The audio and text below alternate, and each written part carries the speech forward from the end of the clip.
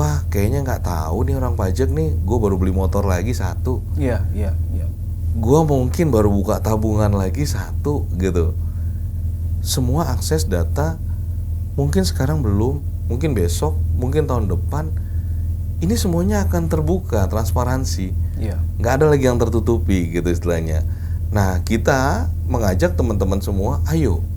Ini bukan hanya tuntutan pribadi-pribadi, tapi ini tuntutan dunia yang lebih transparan, lebih terbuka, globalisasi. Semua orang bisa mengakses, termasuk teman-teman ya, gitu istilahnya. Ya. Assalamualaikum warahmatullahi wabarakatuh. Bicara Bogor. Bogorians, warga Bogor. Saat ini saya bersama Kepala Kantor Pajak Pratama Bogor, Bapak Albert Rinus Sialagan. Assalamualaikum, selamat siang. Assalamualaikum. Pak Albert. Selamat siang juga. Sehat selalu, Pak. Amin, sehat semuanya. Amin, alhamdulillah. Pak Albert, jadi Bogorians, warga Bogor juga perlu tahu nih. Sudah berapa bulan? 6 bulan terakhir ya? 5 bulan terakhir lah. Teman-teman dari kantor pajak ini sibuk begitu. Sibuk sosialisasi plus pelaksanaan program pengungkapan sukarela, program pengungkapan sukarela atau PPS. Apa sih Om Albert, diceritakan sedikit tentang PPS ini? Gini, jadi PPS ini atau program pengungkapan sukarela adalah program yang dikeluarkan oleh Direktorat Jenderal Pajak untuk masa waktu 1 Januari 2022 sampai dengan 30 Juni 2022. Nah, pertanyaan berikutnya lagi, apa sih Pak PPS? Gitu. Nah, kalau teman-teman mungkin beberapa tahun yang lalu sempat mendengar kata-kata tax amnesty. Nah, sekarang di tahun 2022 ini kita meluncurkan program yang namanya program pengungkapan sukarela. Ada kesamaan, tapi sama persis tidak juga. Gitu, ya. Kalau ditanya kenapa tidak sama ataupun sama gitu, sama-sama sebenarnya mengungkapkan harta yang belum dilaporkan oleh wajib pajak. Tapi kalau tax amnesty kita bicara 2015 kondisinya 2015 ke bawah. Kalau sekarang 2016 sampai 2020. Nah, kira-kira untuk pembukaannya gitu, istilahnya mengenai PPS seperti itu. Nah, bayangannya boleh kita sebut ini tax amnesty jilid 2 seperti itu? Bisa, pada masyarakat umumnya mungkin mengatakan seperti itu. Nah, cuma kalau saya bicara dalam kondisi ketentuan menjadi tidak umum sebenarnya untuk sebuah negara ketika kita dalam waktu ataupun rentang waktu yang sangat dekat untuk melakukan tax amnesty, pengampunan pajak. Kenapa? Nanti mungkin tanya, Pak, di tempat lain boleh kok pajak pengampunan, pemutihan apa ini, nggak apa-apa, silahkan. Tapi ada filosofinya di sana. Ketika kita terlalu mudah untuk mengeluarkan tax amnesty, quote and quote, orang akan bertanya, di mana kepastian hukumnya, Pak? Lebih baik saya nggak usah lapor semuanya. Atau mungkin saya kemplang dikit-dikit deh, Pak. Kayaknya tahun depan bakal ada tax amnesty lagi kok, gitu. Atau 3 tahun lagi ada tax amnesty lagi kok, gitu. Nah, ini akan berlanjut kalau kita bicara untuk sebuah negara gitu, kepercayaan publik. Di mana kepercayaan publik itu dibangun dari apa? Good governance, gitu. Pemerintahan yang baik. Kita taat kepada ketentuan, peraturan. Nah, makanya sekarang kita mengeluarkan program pengungkapan sukarela yang harta dari wajib pajak belum dilaporkan untuk rentang waktu 2016 sampai dengan 2020. 2016-2020. Ya, gitu. Silahkan teman-teman dari 1 Januari sampai dengan 30 Juni ini manfaatkan kesempatan ini gitu untuk menyampaikan laporannya gitu. Nah, ini dari kacamata awam nih, Om Albert. Siapa sih target sasaran PPS ini? Jadi kalau ditanya target sasaran PPS, kita bicara harta. Ketika kita bicara harta, subjek pajak di kita di Indonesia ini ada orang pribadi dan juga badan hukum. Dua-duanya memungkinkan untuk mengikuti itu. Tapi untuk 2016 sampai 2020 ini harapan kami adalah apa? Orang pribadi. Iya, kalau ditanya, Pak Albert kenapa sih orang pribadi? Nah, Saya beberapa kali ketemu nih sama teman-teman. Saya pernah bilang 10 tahun yang lalu ketika Rifki misalnya lupa bawa dompet dari rumah mau pergi keluar, kemungkinannya akan kembali lagi. Oke. Wah, nanti gimana? Gue ngambil duit ATM di dompet. Terus kemudian gue keluar kalau misalnya mau beli-beli apa-apa, uang di dompet. Iya. Gitu kan kira-kira gitu. Sekarang nggak bodong. Sekarang nggak gitu. Sekarang nggak bodong. Oke. Sekarang istilahnya ketinggalan HP gitu istilahnya. Kayaknya udah dunia kita kayaknya udah N lah gitu ya kan. Kira-kira gitu ya. Kalau anak muda sekarang gitu kayaknya gue udah N nih. Kayaknya kenapa? HP gue ketinggalan nih bro. Iya. Gitu kan. Apalagi kalau ketinggalannya di tempat makan. Wah kayaknya kelar nih kayaknya nih. Semuanya di situ. Iya. Nah dengan kata lain saya mau bilang apa gitu. Kemajuan zaman, kemajuan teknologi. Kita nggak mungkin lagi teman-teman gitu warga Bogor semuanya gitu untuk kita istilahnya wah kayaknya nggak tahu nih orang pajak nih gue baru beli motor lagi 1. Iya. Gue mungkin baru buka tabungan lagi 1 gitu. Semua akses data mungkin sekarang belum, mungkin besok, mungkin tahun depan ini semuanya akan terbuka, transparansi. Iya. Nggak ada lagi yang tertutupi gitu istilahnya.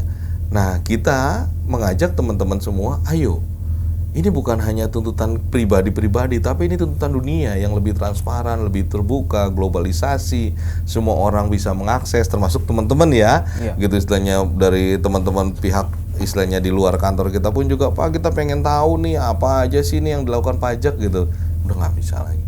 Jadi seperti itulah gambarannya gitu istilahnya. Kenapa kita mengajak orang-orang pribadi, ingat bahwa sebenarnya yang mempunyai harta kekayaan itu siapa?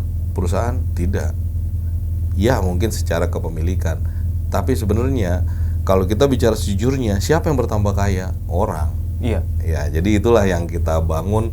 Ayo teman-teman orang pribadi yang terdaftar sebagai wajib pajak, sekarang ada PPS, kita ikut yuk. Oke. Nah kemudian objek pajaknya? Ini saya nih masyarakat biasa nih. Oke. Saya sudah mulai sadar nih, Albert. Wah, berarti harus nih ya, wajib nih ya. Lalu kemudian apa sih yang menjadi objeknya? Oke. Tadi saya beberapa mungkin sudah sampaikan nih ya. Jadi konteksnya di sana adalah harta. Oke. Ketika kita bicara harta ini banyak bentuk dan jenisnya. Ya. Kita mulai bicara yang berwujud, tidak berwujud gitu. Kita bicara mungkin kalau berwujud kita, oh iya saya punya kas, setara kas, ada tabungan, deposito, mungkin juga obligasi, mungkin juga yang bergerak, tidak bergerak. Saya punya mobil Pak, saya punya motor, saya punya rumah, saya punya tanah. Jadi overall kalau ditanya apa? Harta. Dan yang berikutnya lagi, mungkin nih sebagian dari kita ada juga yang beruntung. Maksudnya beruntung apa? Ternyata nggak hanya investasi di Indonesia, atau nggak hanya harta di Indonesia. Kebetulan aku punya rumah di mana? Di Singapura. Aku ternyata mungkin punya aset yang lainnya, mungkin tanah atau perkebunan di mana? Aku mungkin punya di Inggris gitu. Jadi tidak hanya bicara dalam negeri, tapi juga bicara luar negeri. Dan ini lapisan nanti tarifnya itu beda-beda gitu istilahnya. Seperti itulah. Jadi pemahaman kalau ditanya harta, kembali lagi harta ini banyak sekali macam ragamnya. Tapi yang jelas yang memang bisa saya gambarkan adalah secara garis besar yang mudah ditangkap oleh orang seperti itu, gitu. Iya. Pak, aku ada nih. Kemarin nih kebetulan kita ngobrol-ngobrol. Aku maaf nih Pak Albert. Apa? Saya koleksi jam, Pak. Kebetulan jam-jamnya ya jam-jam yang 30 sampai 50 tahun yang lalu lah gitu ya kan. Wow. Mungkin dia dulu mendapatkan dengan harga mungkin 100.000, 200.000. Tapi sekarang ternyata sudah punya nilai yang valuasinya atau revaluasinya kalau kita mau hitung gitu istilahnya ternyata sudah sangat besar. Gak apa-apa, laporkan. Itu harta loh. Gitu istilahnya. Jadi apapun juga yang bisa kalian ataupun juga teman-teman laporkan semua warga Bogor, silahkan gitu. Pak, saya nggak ingat kalau dia tanya. Saya sekarang hanya ingat saya punya mungkin hanya 3 item. Punya rumah, punya tanah, punya motor. Laporkan. Minggu depan sebelum tanggal 30 Juni nih, ingat. Wah, saya lupa satu. Apa? Saya ternyata juga punya nih koleksi jam. Ada 10. Laporkan lagi. Jadi istilahnya ketika teman-teman melaporkan, nggak hanya cukup hari ini, ternyata teman-teman ingat 3 item atau 4 item dan udah dah, paling nggak gue udah itikat baik, gue lapor dulu deh. Besok gue ingat lagi, lapor lagi. Iya. Gitu. Penghitungan nilainya itu nanti dibantu. Gini, kalau kita mau fair, kita mungkin bisa menghitung melalui ya tadi ada pihak ketiga yang dikatakan di sini istilahnya kayak melakukan appraisal, penilaian gitu istilahnya, dan memang ada cost ya di sana ya teman-teman. Silahkan kalau teman-teman mau menggunakan itu. Atau yang kedua, teman-teman membuat justifikasi sendiri terhadap benda tersebut. Kalau memang kalian masih mengingat atau teman-teman mengingat saya memperoleh dengan harga berapa, silahkan. Tapi sekiranya tidak mengingat gitu istilahnya, ancer-ancernya sih di tahun mungkin 2015 kemarin aku dapat jam ini dengan harga sekitar 300-500. Silahkan. Oke. Iya. Plus yang kedua jangan khawatir, kenapa gitu? Karena kita tuh tidak kaku banget, dalam artian apa? Teman-teman ternyata menganggap ada yang salah, enggak 300 ternyata 500. Betulin. Masih bisa ya? Betulin. Oke. Nah gitu. Nah cuma kembali lagi saya bilang bahwa karena rentang waktunya ini sampai dengan 30 Juni, jadi mungkin ya teman-teman, ya harapan saya sih teman-teman bisa melakukan dengan sebaik-baiknya lah. Karena rentang waktunya nggak panjang. Kalau panjang. Nah kalau untuk yang belum mengikuti itu dia akan masuk di kebijakan 2 dengan tarif yang lebih tinggi, 12, 14 dan 18%. Gitu. Nah, ini mungkin sedikit saya sampaikan kepada teman-teman gitu istilahnya, Pak, apakah tarif itu ternyata sudah cukup murah gitu istilahnya, atau kan biasa kalau kita manusia pasti akan bilangnya bayar pajak pun juga di luar nanyanya pajak yang murah di mana ya gitu kan. Saya bilang wah yang murah mesti cari negara yang lain nih gitu ya kan. Nah, kalau ditanya seperti itu saya katakan ini bukan masalah murah. Tapi ketika teman-teman tidak mengikuti, mungkin teman-teman akan mendapatkan sanksi sekiranya nanti ternyata kita menemukan ada data-data yang ternyata tidak diungkapkan, tidak disampaikan, tidak dilaporkan, yang punya dampak lebih besar jauh dibandingkan tarif-tarif tadi. Yang perlu ditekankan ya itu, sanksi ini. Jadi kalau ini Agus sekalian deh ya. Jadi kalau di kebijakan 1 itu kalau misalnya kita nggak ikut ternyata nanti ada ya teman-teman, maka sanksi yang akan dikeluarkan apabila Direktorat Jenderal Pajak dalam hal ini KPP menemui adanya data-data yang belum disampaikan atau belum dilaporkan, itu kita akan kenakan yang tarif yang lebih tinggi, yaitu dari di sini 30% dikalikan dengan harta baru yang baru kita temuin itu dikalikan sanksi. Nah, sanksi yang akan kita kenakan ke wajib pajak gitu istilahnya.